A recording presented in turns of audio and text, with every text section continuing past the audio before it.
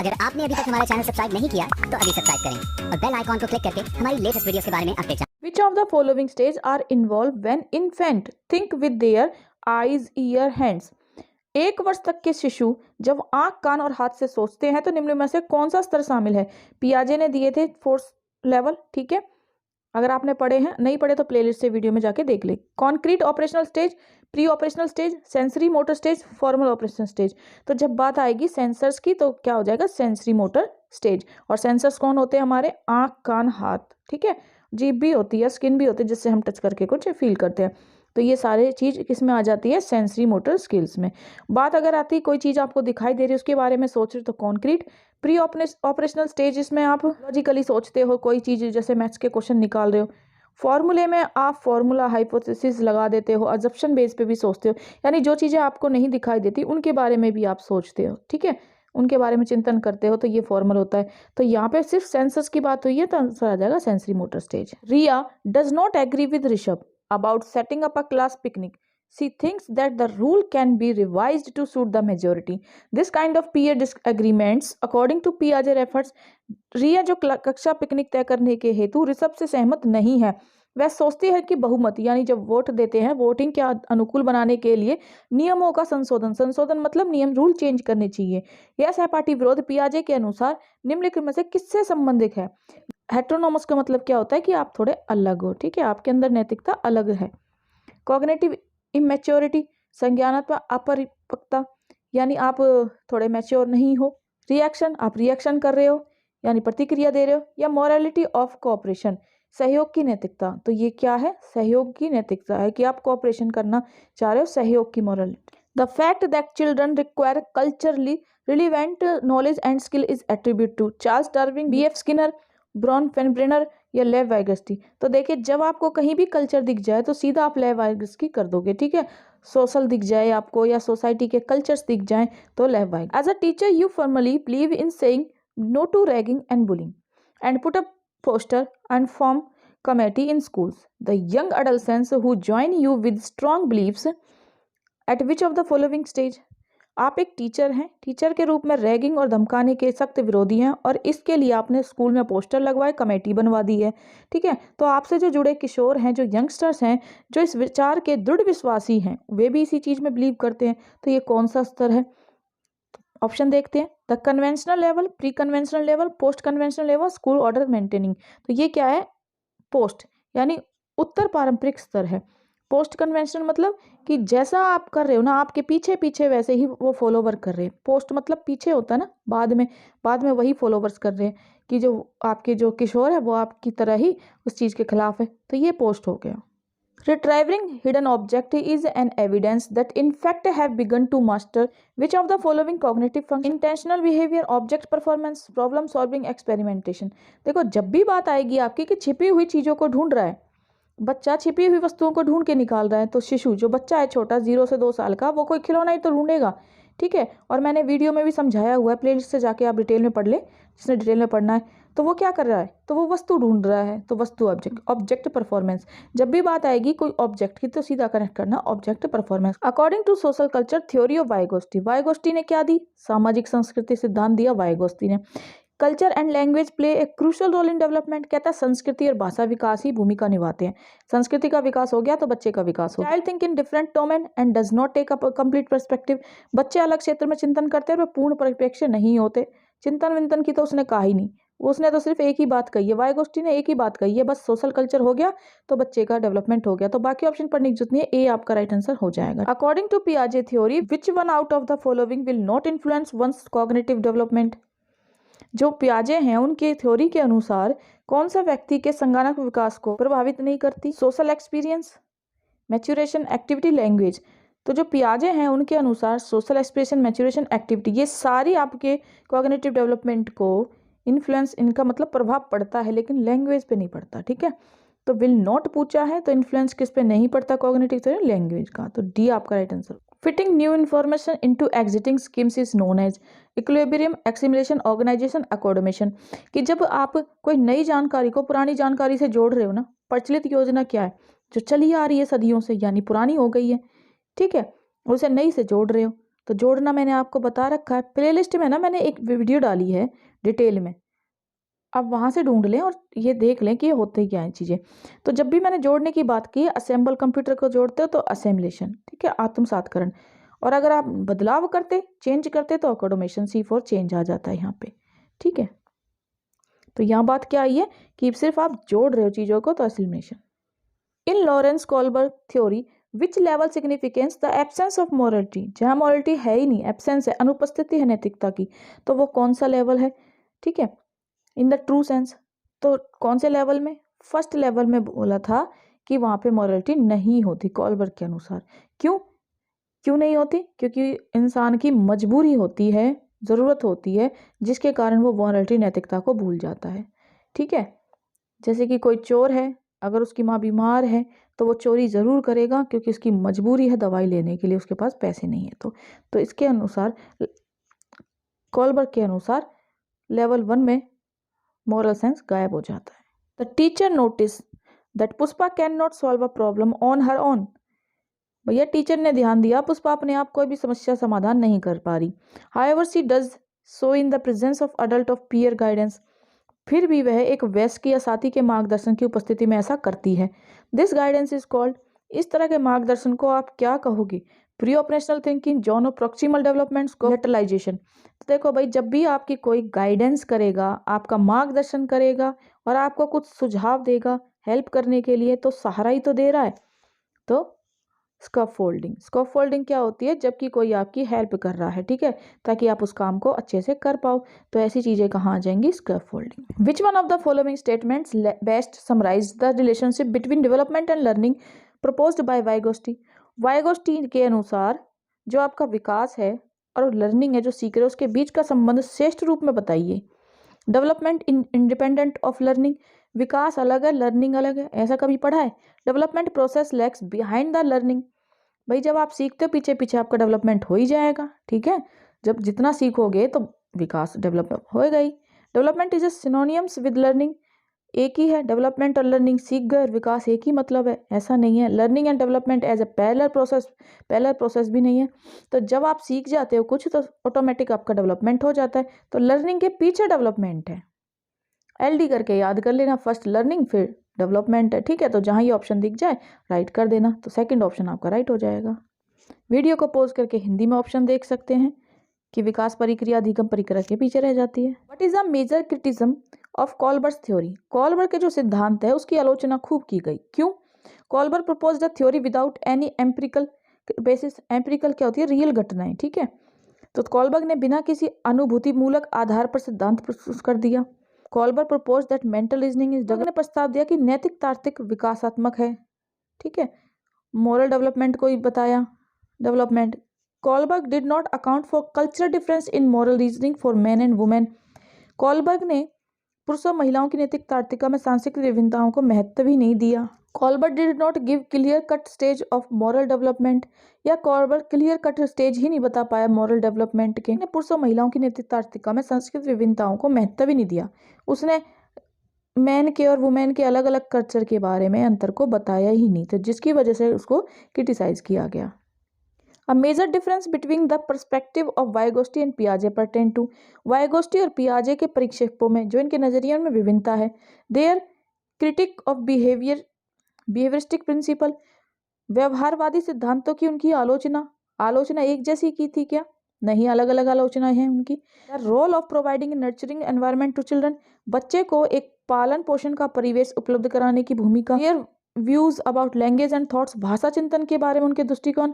हाँ, भाषा और चिंतन के बारे में उनके दृष्टिकोणों में विभिन्नता थी, ठीक है, दोनों की अलग अलग विभिन्नता थी। Their concepts of children as active construction of knowledge, ज्ञान के सक्रिय निर्माता के रूप में बच्चों के संकल्पना नहीं। वाइगोस्टी और पियाजे के जो मंत्र क्या था कि there view about language and thought. पियाजे propose that pre operational children are unable to conserve, he attributes this inability to which one of following factors. पियाजे अनुमोदन करते हैं कि पूर्व संक्रियात्मक बच्चे याद करने में असमर्थ होते हैं। निम्नलिखित कारकों में से किसको उन्होंने इस असमर्थता के लिए जिम्मेदार ठहराया? किस वजह से बच्चे असमर्थ होते हैं? Inability of hypothetic deductive reasoning, परिकल्पना हाइपोथेसिस होती है जब आप होती है जब कुछ आप अजप्शन लेते हो, जैसे साइंस में कोई अजप्शन ले लेते हो, मैथ में इक्वेशन के टाइम पे अजप्शन ले रहे हो, ठीक है। तो डिडक्टिव रीजनिंग की परिकल्पित निगमात्मक तार्किक की अयोग्यता होती है बच्चे में। या पर्सनल फेबल होता है, व्यक्तिगत कल्पित कथा होती है कि बच्चा सिर्फ जो भी है फिक्स कल्पना में ही सोच रहा है। इरिवर्सिबिलिटी ऑफ थॉट्स होते हैं, विचार की पलट ना सके। या फिर lack of high level abstract reasoning, या फिर उच्च स्तर की अमूर्त तार्किक की कमी होती है। तो देखिए इरिवर्सिबल ऑफ थॉट, विचार की पलट नहीं सकता वो विचारों को, ठीक है। तो यही इसी कमी की वजह से होता है। According to Piaget theory, children learn by memorising information by paying due attention, सही प्रकार से ध्यान लगाकर जानकारी को याद करता है। Scaffolding providing your more able members of the society, समाज के अधिक योग्य सदस्यों के द्वारा उपलब्ध कराए गए सहारे के आधार पर याद करेगा बच्चा। या फिर प्रोसेसिंग बाय अडप्टेशन, या अनुकूलन की प्रक्रिया, बच्चा अडप्ट करता है हर चीज़ों को तब वो कुछ सीखता है। या उपयुक्त पुरस्कार दिए जाने पर अपने व्यवहार में परिवर्तन करता है। या changing their behaviour when offered appropriate reward, जब बच्चे को कुछ रिवॉर्ड मिल रहा है, इनाम मिल रहा है, तो ही बिहेवियर चेंज करेगा। तो पियाजे कहते हैं कि बच्चा कैसे सीखेगा, बच्चा प्रोसेस ऑफ अडप्टेशन, बच्चा उसको अडॉप्ट करना सीखेगा, ठीक है। पियाजे ने बताया था ना एसिमुलेशन, पुराने ज्ञान को नए ज्ञान से जोड़ के सीखेगा, एसिमुलेशन। दूसरा क्या था, अकोमोडेशन।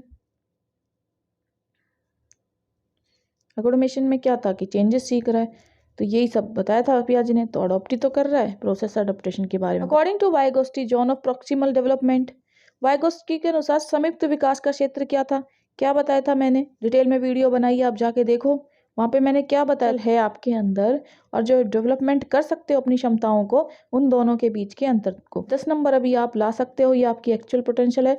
और आप लगातार प्रैक्टिस से 15 नंबर ला रहे हो, ये आप डेवलप कर चुके हो पोटेंशियल को।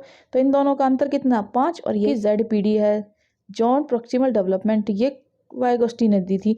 तो आप देखिए आंसर क्या होगा, John D marking the support offer by the teacher, अध्यापिका यानी टीचर के द्वारा दिए गए सहयोग की सीमा निर्धारित कर रहा है कि कितनी लिमिट में वो आपको सपोर्ट कर रहा है टीचर, ये बता रहा है।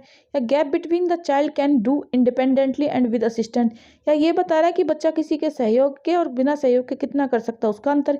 या the amount and nature of support providing to the children achieve her potential, या बच्चे को किसी सामर्थ्य प्राप्त करने के लिए उपलब्ध कराए गए सहयोग की मात्रा प्रकृति कितनी है, ये सिखाया जा रहा है आपको।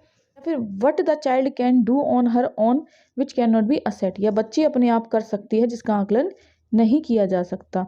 तो देखिए वाइगोस्टी आपको क्या सिखाना चाह रहा है, gap between that children can do independently and with assistant, अकेले बच्चा कितना कर सकता है और विद असिस्टेंस यानी जब उसकी कोई सहायता कर देगा तो उसके बाद उसका कार्य कितना कर पाएगा।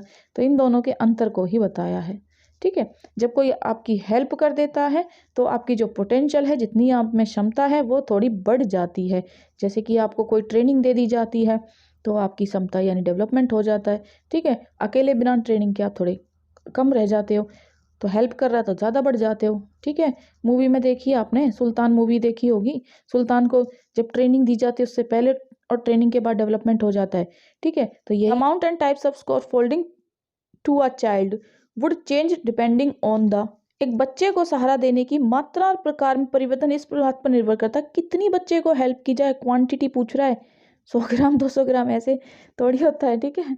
तो मात्रा पूछ रहा, प्रकार पूछ रहा है, किस प्रकार से परिवर्तन के साथ की जाए, ये किस बात पे निर्भर करेगा भाई, कि टीचर का मूड कैसा है, ये reward offer for the task या कार्य के लिए पुरस्कार कितना है, या फिर level of the children performance, या बच्चे की परफॉर्मेंस के लेवल को देख के, या चाइल्ड इनेट एबिलिटी या बच्चे की नैसर्गिक योग्यता को देख के। तो ऑफकोर्स बच्चे के लेवल को देख के देखोगे ना आप कितनी हेल्प की जरूरत है। आप जब पढ़ाते हो तो देखते हो ना, कुछ बच्चे स्लो लर्नर होते हैं, भैया स्लो लर्नर हैं, उनको अलग से रिमीडियल क्लास देते ताकि वो थोड़े से एवरेज बन जाए, ठीक है। बच्चे के लेवल को देखते देखोगे ना कि कितनी सहारे की जरूरत है उसको। अकॉर्डिंग टू पियाजे, a child between 2 to 7 years, 2 से 7 साल तक का is in that stage cognitive development. पियाजे के अनुसार 2 से 7 वर्ष के बीच का एक बच्चा संज्ञानात्मक विकास की डैश अवस्था में होता है। बात आएगी जब 2 से 7 की, तो कौन सी एज होती है बच्चे की, वो होती है आपकी प्री ऑपरेशनल, ठीक है। प्री ऑपरेशनल होती है जब वो 2 से 7 का होता है, लॉजिक वगैरह मैथ्स के क्वेश्चन वगैरह सीखने लगता है, प्लस करना माइनस करना ये सब सीखता है। बाकी सेंसरी मैंने बता रखा है कि जब अपने आँख कान नाक जीभों का प्रयोग कर रहा है। कॉन्क्रीट में जब कोई को जो चीज़ें उसकी दिखाई दे रही हैं उनके बारे में सोच पा रहा है। फॉर्मल जो अमूर्त चीज़ें जो दिखाई नहीं दे रही चीज़ें फिर भी वो सोच। According to pre conventional level of Kohlberg theory, to which of the following would an individual turn then when making a moral decision. Kohlberg के सिद्धांत के पूर्व परंपरागत स्तर के अनुसार कोई नैतिक निर्णय लेते समय एक व्यक्ति निम्नलिखित में से किस तरफ प्रवृत्त होगा? पोटेंशियल पनिशमेंट इन्वॉल्व, अंतर्गत संभावित दंड, या पर्सनल नीड एंड डिजायर कितनी है उसके अंदर, या फिर इंडिविजुअल वैल्यू व्यक्तिगत मूल्य क्या है, या family expectation.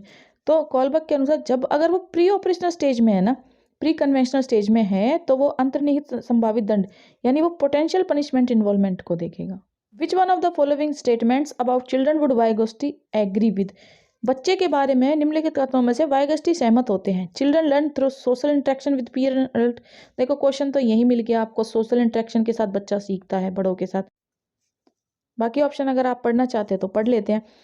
Children learn when they are offered lucrative reward, बच्चा सिर्फ रिवॉर्ड से आकर्षित होकर सीख रहा है। वाइगोस्टी तो वही बात करता है सिर्फ सोशल कल्चर की, ठीक है, तो यही आंसर मिल गया। Learning children thinking can be understood by the conducted laboratory experimental of animal. Experiment अनुभव से सीखता है जानवरों के साथ, जानवर की थोड़ी, उसने तो सोशल की बात कही थी। Children are born evil through punishment, बच्चा जब पैदा होता है एक शैतान होता है तो उसको दंड दे दे के कंट्रोल करने की जरूरत थी, ऐसी बात तो नहीं की थी। तो जब हमने पढ़ चुके हैं वाइगोस्टी में तो कल्चर सोशल की बात की थी, फर्स्ट ऑप्शन आप। Development of a capacity for abstract scientific thinking, abstract की मैंने कई बार बताई है बात, एब्स्ट्रैक्ट किया कि जो चीज़ दिखाई नहीं दे उसके बारे में सोचा, तो फॉर्मल ऑपरेशन। क्वेश्चन है ये भी, a child reasons you do this for me and I will do that for you, in which stage of Kohlberg moral reasoning would this child fall. एक बच्चा तर्क देगा आप मेरे लिए ये करें मैं आपके लिए करूंगा, तो यह बच्चा कॉलबर्ग नैतिक तर्क ना की किस अवस्था के अंतर्गत आएगा? द इंस्ट्रूमेंटल पर्पस ओरिएंटेशन, सहायक उद्देश्य अभिमुखीकरण, या पनिशमेंट एंड ओबीडियंट ओरिएंटेशन, दंड और आज्ञात्मक अभिमुखी, या the good boy and good girl orientation, अच्छा लड़का अच्छी लड़की अभिमुखी, या सोशल कॉन्ट्रैक्ट ओरिएंटेशन, या सामाजिक अनुबंध अभिमुखी। तो ये किसके अंतर्गत आ रहा है? The instruction purpose orientation. कहीं कहीं बुकों में आपको ये भी दिख सकता है द गुड बॉय ओरिएंटेशन। तो देखिए यहाँ पे ना सिर्फ पर्पस है उसका कि मेरा उद्देश्य तुम पूरा कर दो मैं तुम्हारा पूरा करूंगा, तो ये राइट आंसर हो जाए। व्हाट टर्म फ्रेज डज पियाजे use for mental structure which are the building block of thinking. मानसिक संरचना जो चिंतन के निर्माण में प्रखंड है, इसके लिए पियाजे ने किस शब्द का प्रयोग किया? स्कीमा ऑफ धारणा, विकास का क्षेत्र, जीन, या परिपक्व प्रखंड। यानी schema zone of development, gene, या मैच्योरेशन ब्लॉक। तो जब बात आएगी पियाजे ने यूज किया मेंटल स्ट्रक्चर के लिए, तो सोच रहे हो आप, ठीक है, सोच रहे हो कि मैं, ठीक है, बहुत सारे ऑप्शन आ रहे हैं। तो स्कीमा में बहुत सारे ऑप्शन आते हैं और जब उस ऑप्शन में से आप एक बेस्ट ऑप्शन को चुन लेते हो तो डिसेंट्रलाइजेशन कर लेते हो। According to Vygotsky, why do children speak to themself. Vygotsky कहते हैं बच्चे स्वयं से बोलते रहते हैं। आपने देखा छोटे बच्चे खुद बोलते थे मैं ये काम करूंगा, मेरे को खाना खाना है, मैं नहाने जाऊंगा, इस तरह से बोलते हैं। क्यों बोलते हैं भाई? चिल्ड्रन आर ईगोसेंट्रिक, अहम केंद्रिक होते हैं। या children use speech to guide their action, या वो गाइड करते थे मुझे ये काम करना है, ठीक है। या children use their speech to attract the attention of adult to them, या बड़ों की अट्रैक्शन चाहिए उन्हें। या चिल्ड्रन आर वेरी ज़्यादा बातों नहीं होते। तो देखिए बच्चे ना अपने आप को थोड़ा सा याद दिलाते रहते हैं मुझे ये काम करना, तो गाइड करते रहते हैं मुझे कौन सा काम करना है कौन सा। Dash views children are active builders of knowledge, construct their own theories of the world. Dash के अनुसार विचार बच्चे का जो ज्ञान निर्माता और उन्हें नन्हे वैज्ञानिक बनाते, संसार के बारे में सिद्धांत की रचना करते हैं। ऐसी बातें किसने की? स्किनर ने, पेवलो ने, जंग ने, पियाजे ने। तो ऐसी बातें पियाजे ने दी। ज्ञान निर्माता, ज्ञान की बात, संज्ञान की बात, कॉग्निटिव की बात किसने की? तो ये ऐसी बातें पियाजे ने की। विच one of the following is a correctly match pair, कौन सा करेक्ट मैच पेयर हो गया है? आपको 4 पेयर दिए हैं, ठीक है, एक तरह से 4 क्वेश्चन तैयार हो जाएंगे आपके। Concrete operational child is able to conserve and classify, मूर्त संक्रियात्मक बच्चा संधारण एवं वर्गीकरण करने योग्य है, संसाधन एवं वर्गीकरण करने योग्य है, ठीक है।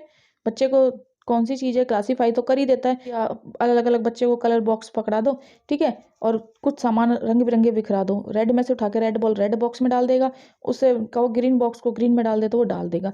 इस तरह से वो क्लासिफिकेशन तो कर ही देगा। Formal operation child imitation behind imaginary play, अनुकरण, जैसा आप बोल रहे हो वैसा बोलने के लिए बच्चा छोटी अवस्था में होता है, तो ठीक है, तो ये तो गलत हो जाएगा। यहाँ 11 से 15 साल का बच्चा आपको एज इट इज़ फॉलो तो नहीं करता, ठीक है, उसके अपने थॉट्स होते हैं, अपने बिलीव होते हैं, तो ये आपका गलत हो जाएगा। Infancy applies logic and is able to infancy होता है भाई जो शिशु होता है, बच्चा जो पैदा हुआ है, ठीक है, इन्फेंसी बच्चा जो अभी अभी पैदा हुआ है, 0 से 2 ही मान लो उसको, वो लॉजिक निकाल लेगा? कोई लॉजिक होती है उसकी बातों में? लॉजिक अप्लाई कर देगा? तो ऑप्शन ही गलत है, ठीक है। Pre operational child deductive thoughts, pre operational child बच्चा अभी छोटा ही है, ठीक है, तो वो डिडक्टिव थॉट्स रख सकता है? आप 7 से 11 साल के बच्चे को ले लो, तो क्या वो डिडक्टिव यानी एक लंबा चौड़ा भाषण आप उसे दे रहे हो लेक्चर मेथड से, वो कुछ भी सोच सकता है? नहीं। तो प्री ऑपरेशनल चाइल्ड डिडक्टिव नहीं होता, इंडक्टिव होता है। इंडक्टिव मतलब पहले आप उसे कुछ एग्जाम्पल देते हो, फिर वो रूल्स को समझेगा, ठीक है। तो ये भी गलत, ये भी गलत, ये भी गलत। बचा क्या first? A child says clothes dry faster in the sun, बच्चे कहती है कि धूप में कपड़े जल्दी सूख जाते हैं। She is showing an understanding of the, तो वह बच्ची किस समझ को प्रदर्शित कर रही है? क्या सिखा रखा है हमने उसे? सिंबॉलिक थॉट्स, प्रतीकात्मक विचार, या इकोसेंट्रिक थिंकिंग, अहम केंद्रित चिंतन, या कॉज एंड इफेक्ट, कार्य और कारण, या रिवर्सिबल थिंकिंग, या विपरीत चिंतन। हमने उसे एक लॉजिक बता रखा है, अगर तेज धूप है तो कपड़े सूखेंगे, तो हमने कॉज और इफेक्ट बता रखा है कि धूप तेज होने के कारण ये काम हुआ, तो कारण रीजन, कार्य कॉज, इफेक्ट परिणाम हुआ। धूप तेज थी तो कपड़े सूख गए, तो रीजन सी आपका राइट आंसर हो जाएगा। Children thinking different in from adult than dash, पियाजे के अनुसार बच्चे का चिंतन वयस्क से डैश से भिन्न होता है बजाय के। तो देखिए वयस्क से प्रकार में भिन्न होता है, ठीक है, काइंड्स में, अलग अलग तरह से वो सोचता है, बजाय डैश के मात्रा में, ठीक है, अमाउंट में। भाई मात्रा में थोड़ी ना सोचेगा, मात्रा में थोड़ी सोचेगा कि 100 ग्राम सोच रहा हूँ, 200 ग्राम सोच रहा हूँ, वो तो प्रकार में सोचेगा, किस टाइप से थिंकिंग करेगा। तो जो वयस्क का बच्चा होता है वो तो आपको पता ही है, एब्स्ट्रैक्ट थिंकिंग या मूर्त चिंतन करता है। तो ठीक है, प्रकार पूछा और अमाउंट पूछा है बाद में। अकॉर्डिंग टू वाइगोस्टी चिल्ड्रन लर्न, वाइगोस्टी कहते हैं बच्चा सीखता है when reinforcement is offer, when पुनर्भरण, जब पुनर्भरण प्रदान किया जाता है, बाय मैच्योरेशन परिपक्व हो जाता है, या अनुकरण इमिटेशन, बच्चा जैसे देखता है कॉपी करके सीखता है, ठीक है, या फिर by interacting with adult and peers. जरा सोचो, वाइगोस्टी बात करता है हमेशा संस्कृति समाज की, और समाज और संस्कृति वयस्क के हैं और उसके साथ के ग्रुप के बच्चे हैं, उनके साथ इंटरेक्ट होगा, जैसे रहेगा साथ में और सीखेगा, और तभी वो डेवलप करेगा, ठीक है, हो जाएगा डी आपका राइट आंसर हो जाएगा। Kohlberg has given the stage of cognitive development, ये तो पियाजे ने दिए, the stage of physical factor development नहीं, stage of emotional development, stage of moral development. Kohlberg ने स्टेजेस ऑफ मॉरल डेवलपमेंट, नैतिक विकास के चरण दिए थे कॉलबर्ग ने, काफी important. One of the following is a good example of scaffolding, problem solving task till the student is able to do it by the herself. Scope folding क्या सिखाती है? आप बच्चे एक प्रॉब्लम में लगा, उसे सॉल्व करने के लिए ट्राई कर रहा है, तो आप स्कोप फोल्डिंग में क्या करोगे? बच्चे को घर जाने से रोक दोगे कि जब तक आप उसका सवाल पूरा ना हो जाए आप घर नहीं जाओगे, या ऑफर करोगे मैं तुम्हें इनाम दूंगा जल्दी से प्रॉब्लम सॉल्व करो, या telling her that she can do it by trying again and again, बच्चे से कहते रहो ट्राई करते रहो, फिर गलती होगी फिर ट्राई करते रहो।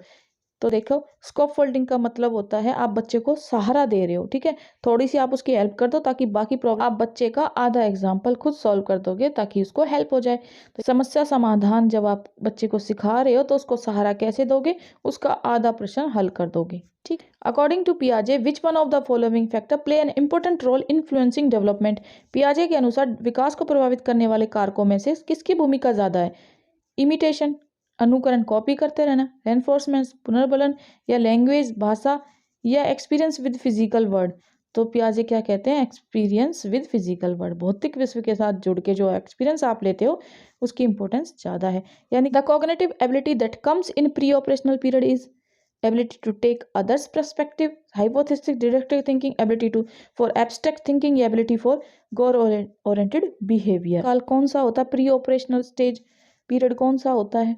यहाँ पे आप लगा लो 6 से 11 साल का बच्चा है, ठीक है, जो आप कुछ मैथ्स वगैरह सिखा देते हो, लॉजिक लगा लेता है, इस तरह से आप याद रखोगे। डायरेक्टेड बिहेवियर कि उसने अपने लक्ष्य कितना प्राप्त कर लिया, कितने क्वेश्चन वो सॉल्व कर पाया। अगर आपने कोई लॉजिक उसे सिखा दिया है, कोई लॉजिक आपने सिखाया, तो उसको वो अपने बिहेवियर में किस तरह से शो कर रहा है। Ability of goal, which one of the following is a correctly matched pair?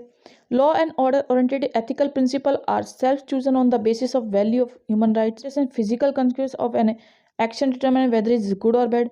Punishment and obedient oriented law are not fixed but can be changed for the good of society. Good boys and good girl oriented one earns approval by being nice. अच्छा लड़का अच्छी लड़की orientation कहती है कि one earns approval by being nice. तो ये दिया। और ऑर्डर आपसे ये कहते हैं कि जो भी अच्छी बातें आप सीख रहे हो उनमें से आप चूज खुद ही कर लेते हो अपने ह्यूमन राइट्स के अकॉर्डिंग। ऐसा तो नहीं है। और तो ये कहता है जो हमने रूल बना दिए उनको फॉलो करो। ओरिएंटेशन ये कहता है लॉ कोई फिक्स तो नहीं है बट चेंज किया जा सकता है समाज के भलाई के लिए। दिया आपका राइट आंसर। वाले हिंदी में पढ़ सकते हैं। The concept of private speech of children as proposed by Vygotsky. Vygotsky की संस्तुति के अनुसार बच्चों की व्यक्तिगत वाक की संकल्पना क्या है? Illustrate that children use speech to guide their own action. स्पष्ट करती है कि बच्चे अपने ही कार्य के निर्देशन के लिए भाषा का उपयोग करते हैं। बिल्कुल सही बात है।